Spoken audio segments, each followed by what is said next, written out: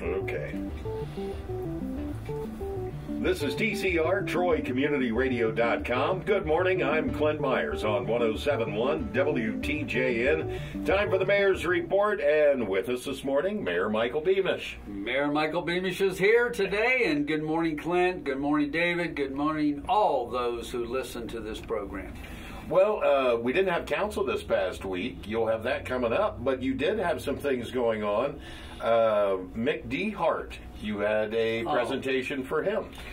You know, sometimes we have many heroes, and some are unsung heroes, and Mick D. Hart is so humble, but everybody knows Mick for the things he's accomplished in this community. But this past week, we had a special presentation. People came from all over around this country, including his commander officer. He was a sergeant in the Vietnam conflict, and he was under a heavy attack in battle, and a lot of people don't realize that that Mick was involved in that and took leadership in that firefight. And because of that, he had received other honors, Silver Star and things, but this past week he received the second highest honor that any veteran can receive, and that is the Distinguished Service Cross. And it was presented to him in a special banquet. And people who know Mick just know he's a great guy, very humble, but he is truly an American hero and a veteran. And to receive the Distinguished Service Cross, second highest honor anybody can receive in our country, is quite an accomplishment. And I want people to realize, if they see Mick, thank him for his service, but also he represents our community so well. All right.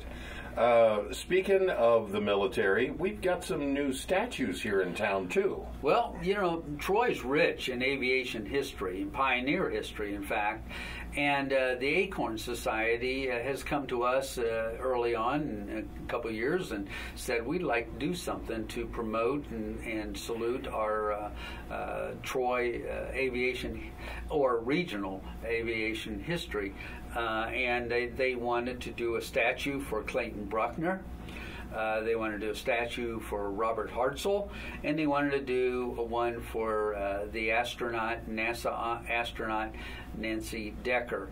And so they approached us, and if you go out by the Senior Citizen Center now, as you enter into the Senior Citizen Center, look off to the right, and you'll notice that those statues are now being placed, and they will become permanent. And I think it's really wonderful that we have people in our community that really recognize history, want to keep it alive as we continue to move forward in our community as well. So a big thank you, and those statues will be there for all to see and understand our position in history, aviation history. But they're all local. They're all local. Another great addition to our town. Another great, and it's permanent. Yes. So that's a good thing. Thinking of getting to go see those statues, you got to go around the circle. Yeah. Well, if you're coming from that. downtown, that's where I was headed there.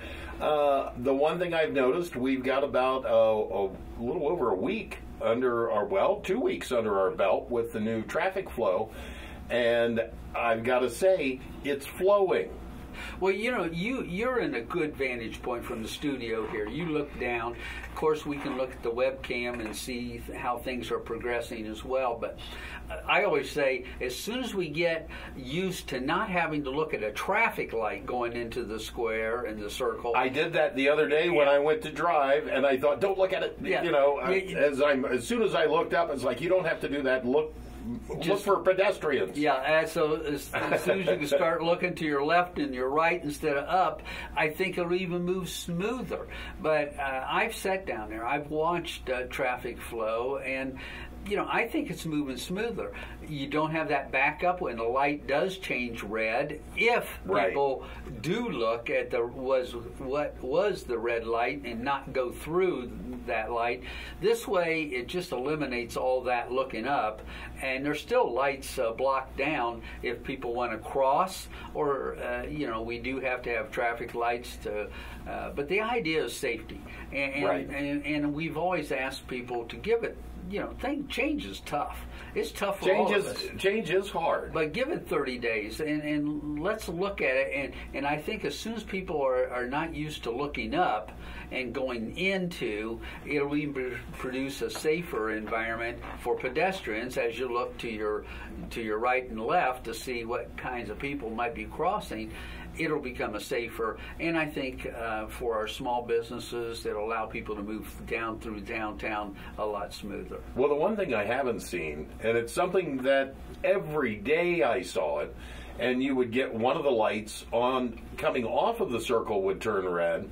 Well, then you've got it backed up into the circle, but what it did was shut down the whole circle. Absolutely. You couldn't get past that traffic, and maybe the lights changed or one person crossed the street, but it still had everything backed up. Right. And it takes a little bit of time for that to all get rolling and clear out again. I have not seen that since the change the other Monday. And I appreciate what you're saying, Clint, because that was the basis of looking at how can we make things safer, maybe slow down traffic, but we're going to move traffic through and still allow pedestrians to get across the street safely. Now, if they feel a little nervous about that, and we're just starting this, give it 30 days, but if you feel nervous, you can go one block in any direction, cross at a light, and know that you're even more safe. So the whole idea was safety and slowing down traffic as we move through, but keep it moving. Right. And you're saying you see that, and that makes us feel that was a good move. Part of it is that keeps it moving is the fact that it is moving a little slower around the circle, too. People aren't just flying in and shooting across. So it's made everyone a little bit more aware. Awareness is a key factor, and I understand change is difficult for a lot of us folks, and we had that when we changed the traffic pattern in the circle a few years ago. It used to be the circle had to yield to the people coming onto it. Right, and that took some time to change, and now it's smooth. So give it some time. I think if you really think of what we're trying to accomplish and getting people moving around downtown as a pedestrian safer, but also traffic flow and moving smoother throughout and keep continually moving, I think it will down the road be a nice positive thing for the downtown. One more thing I will add to talking about the traffic flow down here and the changes to the circle, that North Market Street, we saw the addition of parking spaces. That's because of that. And that was a sidebar positive. Right. Which I know many times we talk about parking in the downtown, and this adds to, it doesn't take away. Right. But we were also looking at with the more extended vehicles, sticking out, cars would have to swerve around, and we're trying to work on so we make it good for everybody and safe for everybody. Gotcha. A lot of good things are on their way this summer.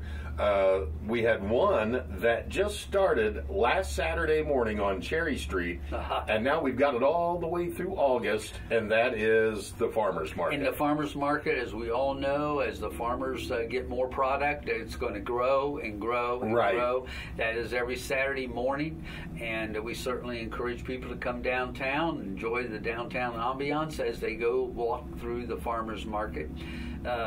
It's local product. It's they've got entertainment. You could stop over, have breakfast at the farmers market, and bring the kids. They do the passport, where the kids go around and they get their stickers on their passport cards, and can get a shirt from Main Street once they collect enough.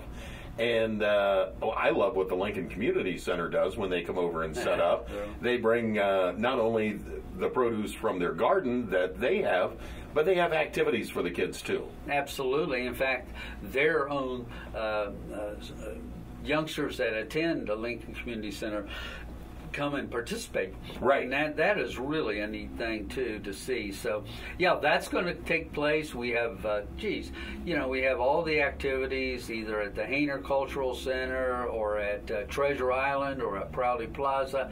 You know, we in a small Midwestern town have a lot of great events for people just to come and enjoy and relax. Hey, speaking of Treasure Island, Riverfest is coming up.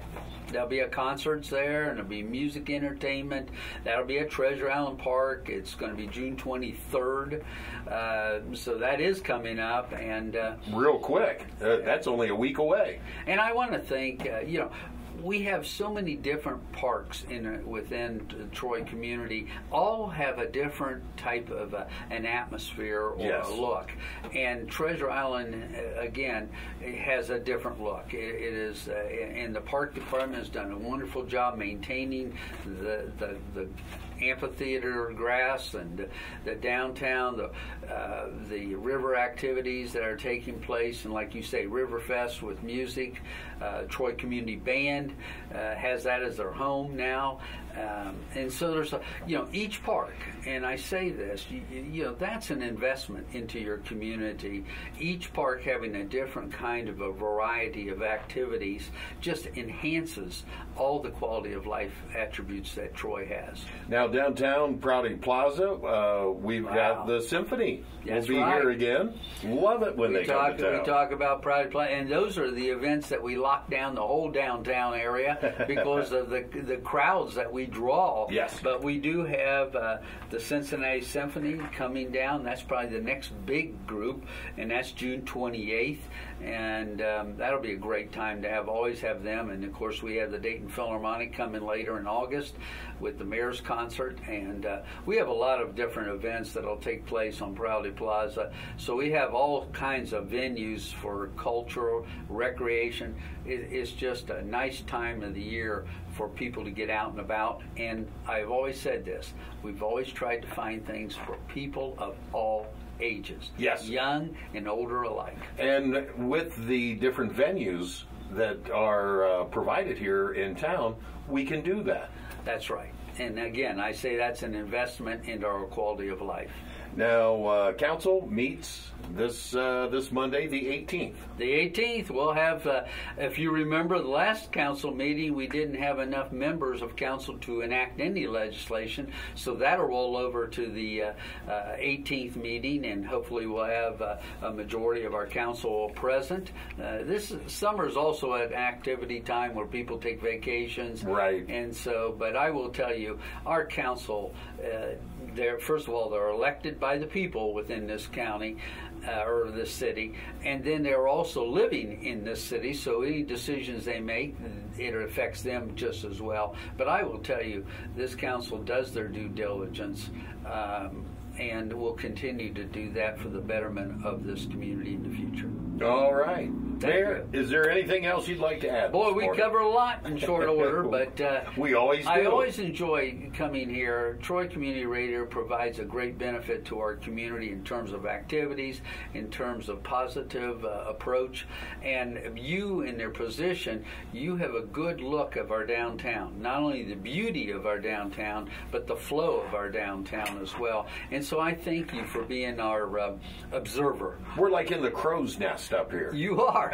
You are. And I do appreciate that because you see that every day, every hour, how things are moving. And I appreciate that feedback that you give us. And I've always said it because I'm downtown about 5 o'clock in the morning and during the week. And it's unbelievable to me how much activity of the city is going on at that point in time in the morning. Lots of our city vehicles out and about. Getting as much done as they can before. I got to put in, I gave you a compliment and the whole radio station a compliment, but I want to also mention one of your colleagues, David. David's out and about and always seems to be wherever there's a positive event going on, he's there to help cover that. So, David Denoyer, I say thank you as well. All right. Thank you, Mayor. Have a good day. You too. This has been the Mayor's Report. I'm Clint Myers on 107.1 WTJM.